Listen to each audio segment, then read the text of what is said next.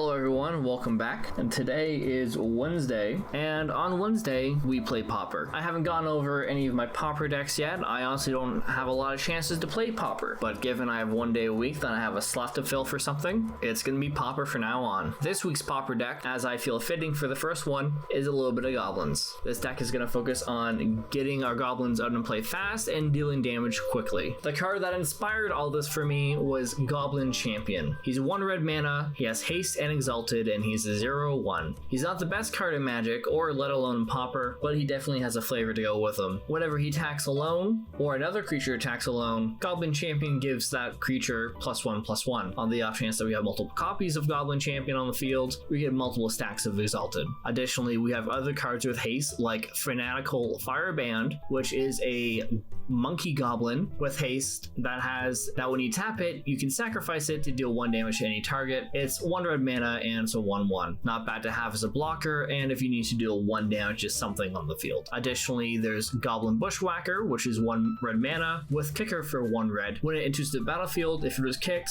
creatures you control get +1/+0 and gain haste until end of turn. Which in the scenario that we're casting a bunch of goblins on our turn, then we kick a Bushwhacker onto the field, we have a whole army to deal with. And again, for another hasty goblin, we have Goblin Heel Cutter, which if you pay its regular casting cost is 3 generic and a red, and whenever it attacks, a target creature can't block this turn. Or you can pay its dash costs and have it gain haste until the end of turn and return to your hand at the end step.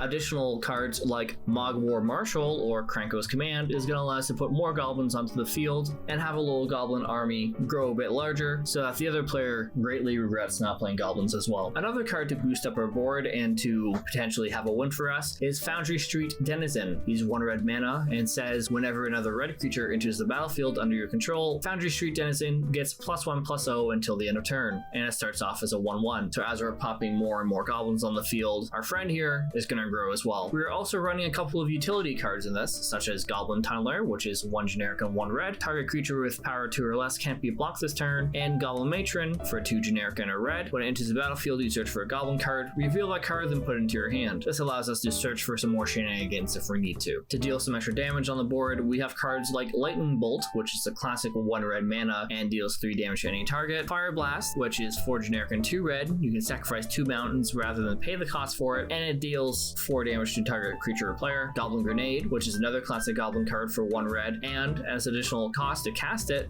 you have to sacrifice a goblin, but you can deal 5 damage to target creature or player. Lastly, in terms of dealing out damage, there is Death Spark for 1 red mana. It deals 1 damage to target creature or player, but at the beginning of the upkeep, if it's in the graveyard and there's a creature directly above it, you can pay 1 generic, and if you do, you return it back to the hand. Sparksmith as well, which for 1 generic and a red, you can tap it and deals X damage to target creature and X damage to you, where X is the amount of goblins in play, and then we're just running 17 mountains. On our sideboard, we're running an extra copy of Sparksmith, Goblin Matron, and Death Spark, and then we're throwing in a bit extra things like Mardu Scout, which has the dash ability as well for a 3/1, Artifact Blast, which is a 1 red mana counter artifact spell for dealing with Ostron decks, Goblin Warstrike for 1 red mana that deals damage equal to the amount of goblins you control to target player, or Flame Slash for 1 red mana that deals 4 damage to target creature. Additionally, as an alternate win con, we have Flaring Pain for 1 generic and a red. That makes it so damage can't be prevented this turn in case you're playing up against someone who's white. And additionally, it has Flashback for 1 red mana. I'm going to be throwing this deck together on MTGO and definitely playing some rounds with it to showcase how it goes. You'll be able to find the deck link in the bottom of this video. If you have any ideas for any decks or cards that you want me to review or potentially build as a challenge, feel free to let me know. Anyways, talk soon.